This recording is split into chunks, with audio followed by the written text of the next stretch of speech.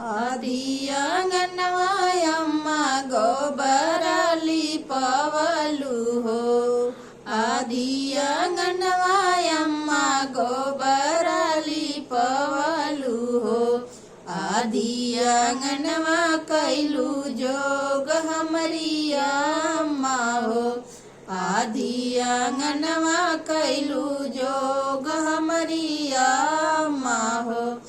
जोगवा त कैलू अम्मा अपने दामाद लागे, अपने दामाद लागे।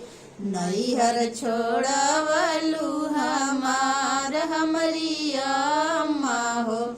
नैहर छोड़वलू हमार हमरी अम्मा हो। आधी आंगनवा चाची गोबर लिपवलु हो। आधी आंगनवा चाची गोबर लिपवलु हो। आधी आंगनवा कैलू जोग हमरी चाची हो।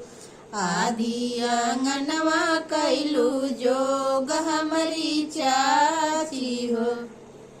जोगवा त कैलू चाची अपने दामाद लागे, अपने दामाद लागे।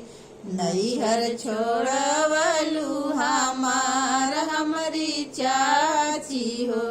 नैहर छोड़वलू हमार हमरी चाची हो। आधी आंगनवा भाभी गोबर लिपवलु हो। आधी आंगनवा भाभी गोबर लिपवलु हो। आधी आंगनवा कैलू जोग हमरी भाभी हो। आधी आंगनवा कैलू जोग हमरी भाभी हो। जोगवा त कैलू भाभी अपने नंदोय लागे, अपने नंदोय लागे। नैहर छोड़वलू हमार हमरी भाभी हो। नैहर छोड़वलू हमार हमरी भाभी हो। आधी आंगनवा दीदी गोबर लिपवलु हो। आधी आंगनवा दीदी गोबर लिपवलु हो। आधी आंगनवा कैलू जोग हमरी दीदी हो। आधी आंगनवा कैलू जोग हमरी दीदी हो। जोगवा त कैलू दीदी अपने जीजा लागे, अपने जीजा लागे।